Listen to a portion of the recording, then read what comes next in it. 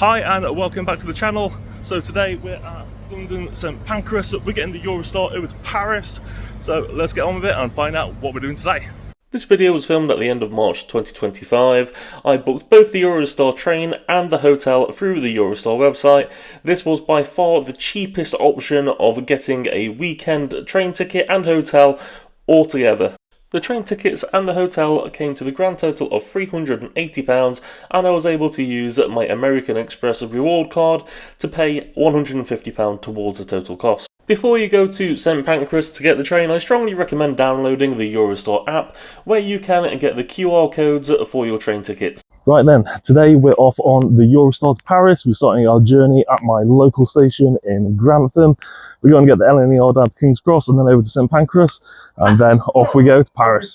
So Friday afternoon is the cheapest time to leave Grantham. You can get a ticket down to King's Cross with a rail card for about £15. So we're going to grab a coffee to go from Starbucks. We're going to find our train down to London King's Cross, find our seat reservation, and then get off at London King's Cross, have a look around at London King's Cross before heading over to St Pancras. Right then, we're just going to do a very quick stop off in King's Cross. So we're going to go to Waitrose, get some snacks, and then we're going to head over to St Pancras. Strangely, Waitrose is the cheapest option at King's Cross. Let's get over to St Pancras and go and join the big queue for getting onto the Eurostar.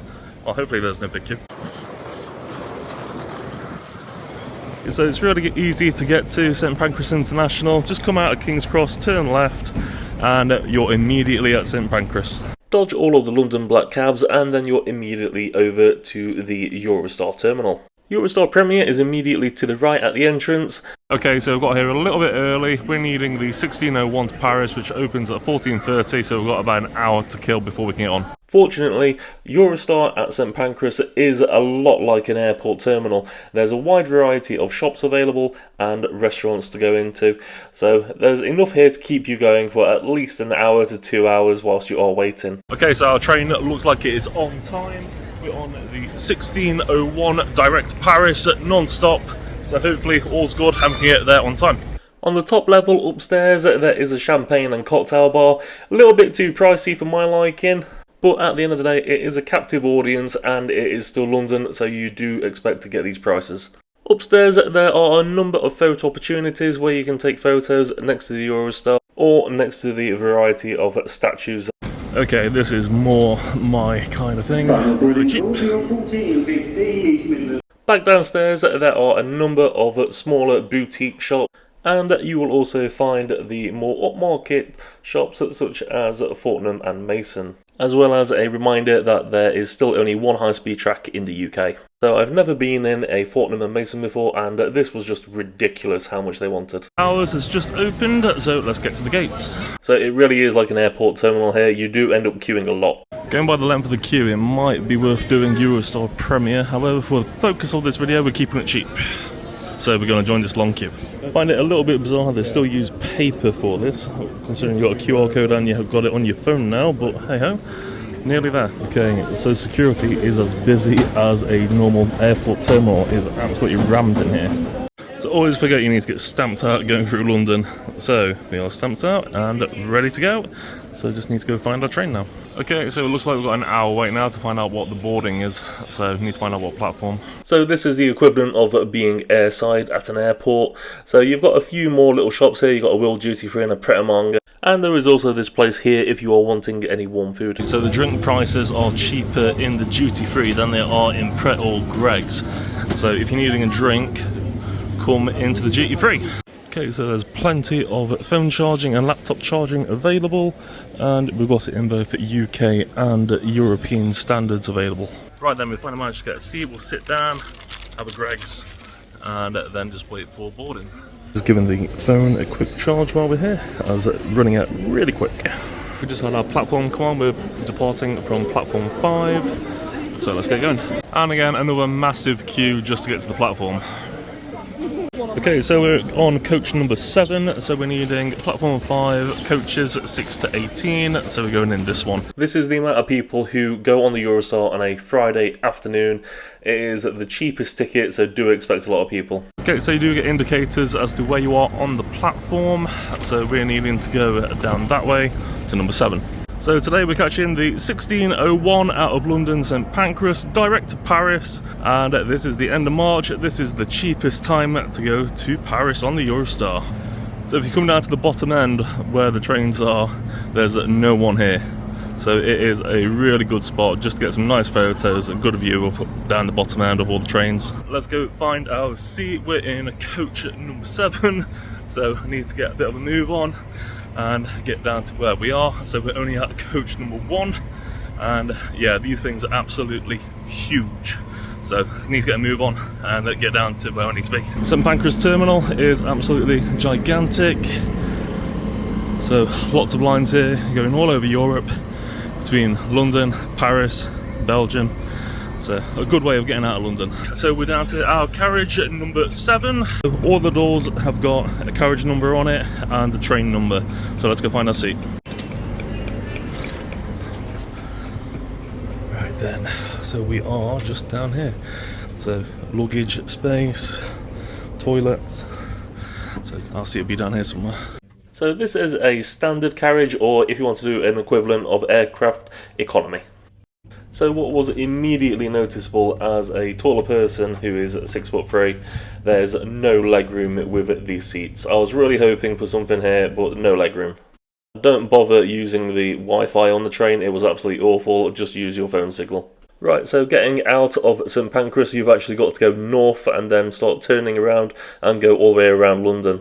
I like the TVs on board with the notifications, but I always seem to catch them when they were in French. And I tried to get the GPS working on my phone for the speed, but this just wasn't working. But apparently this Eurostar train can achieve 334 kilometres if you believe what is said on these TV screens. Right, so we pop out on the French side of the tunnel, still nice and sunny, and the views just look like South England, to be perfectly honest. So the chairs are very much average. They do have a reclining feature, these arm bits on the side, and to be fair, they are quite higher up on the back, so it was supported for a taller person.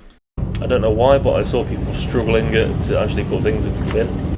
And the toilets are exactly where you expect to find them on the train at the end of each carriage. Right then, blue review in the Eurostar. It's like every other train toilet you've ever been in. Absolutely horrible. So yeah, the cheapest plastics that you can think of, the stainless steel toilet and the mirror is all you're going to get in here. And no loo roll by the look of it. Right, so the toilet likes to eject fluid when it flushes. Stand back when you flush this. Right, let's go find this cafe. So, it looks like it is in this direction, so let's go find it. Fortunately, it was only a 2-carriage walk away for me. However, you could end up walking a lot further if you were in a carriage a lot further away. So again, it is a captive audience. I strongly suggest you bring your own food and drink, otherwise you will end up spending a lot if you are going to use the Onboard cafe. That being said, they did have Left Blondie, so it was a case of, we're going to have to get this. I don't recommend staying in here for too long. There's a constant rattle of all the glass clattering together. I felt really sorry for the staff in here. It was just getting really noisy. I don't know how they could work in here for 3 hours at a time. I forgot how strong this stuff is, but it was absolutely worth it. So on the way to Paris, we peaked out at approximately 182 miles an hour. The route that is taken after the tunnel takes you towards Lille before changing directions to go down towards Paris. Right, so we've arrived in Paris and it is absolutely tipping it down. So we left bright, sunny London, makes a change, for Paris, which is soaking wet. So getting off in Paris is a really easy thing. There's very little to do, you're just walking down the platform, and at the end there is a little customs booth, but you wouldn't notice it was there if you didn't walk by it. The station here is about on par with the size of St Pancras. Again, plenty of restaurants and shops here, so if you're ever stuck here, there's plenty to do. So walking to our hotel in the rain is a very low level light in Paris, so feeling very Parisian here. And our hotel's about 1.5 miles away, so a little bit of a walk in the rain. And we finally arrive at our hotel, having gone through a shopping alleyway to get here. Outside, we are on Grand Voyages, and there is a metro station to the left and right of this hotel, which is great for access. So we're here for the weekend. We're just going to do all of the whole tourist thing, and we're going to go out to the landmarks. So we're needing to get on the metro. First stop is, of course, the Eiffel Tower. Unfortunately, it is always busy here. You're never going to get a quiet moment here, unless you probably come in the dead of winter. However, this was a nice sunny day, so obviously we had everyone out in Paris wanting to come here, and of course you got all the people trying to sell you things. Oh, and take a jacket, it is really cold up there. Next up was the Louvre with yet more gigantic queues. We booked our tickets in advance, yet we were still waiting for 45 minutes. And then we went over to Notradame, where the queues were just even bigger, so we gave up on this one. Oh, and then we happened to get locked out of the hotel, so these gates lock at 9 PM. So when you come to Paris, do be prepared to walk. Even taking the metro, I still ended up doing just over 28,000 steps in one day. Right then, the following morning then, so we're off back to the train station. So we're heading back out through the shopping alley and back out through all the little Parisian streets to get back towards the station. Paris on a Sunday morning is completely dead, so if you want to have a walk around without bumping into people, Sunday morning is the best time to be doing it. Or alternatively, you can take the metro to get here. One of my pet hates in Europe is definitely having to pay to use the toilet. So despite it being absolutely dead on the streets of Paris, inside of the terminal here, it was absolutely rammed. It was queues to every food stall, and if you wanted to get anywhere quickly, you were going to be waiting a while. So the entrance to the Eurostar terminal is on the upper floor. To get there, all you need to do is take this escalator or steps in the middle of the actual train station. You'll be able to see the variety of trains that the French have, which is significantly more compared to what we have in the UK. Before entering the passport control area, you are warned not to bring back any World War I or World War II artifacts out of France. So I received notification that my tickets were going to be changing the seat and carriage number. However, I had no printer access for this, so I was hoping that at the terminal there'll be a way of printing this out. Fortunately, a new ticket was issued at the QR code scanner, so quick and easy. Like St Pancras, it is like an airport terminal. You will have to go through the security control and the passport part. So you do eventually come out into the terminal waiting area. There are a few more shops here and there is a seating area, but it is a very basic lounge. There's not a lot going on here. The available waiting area is a lot smaller than it is in St Pancras, and it can get quite crowded, especially with the queues. Honestly, I really should call the video queues. There is also charging available here, however it is limited to the EU sockets and to the USB connections. There is no UK connection. Eventually we are called to our train, where you have to go over a bridge and down some steps and an escalator to get to the train itself. Now on the way back we appear to be on a different model of train, and this had even less legroom than the first one, so absolutely non-existent on this one. And the general wear and tear of this, it was starting to show its age.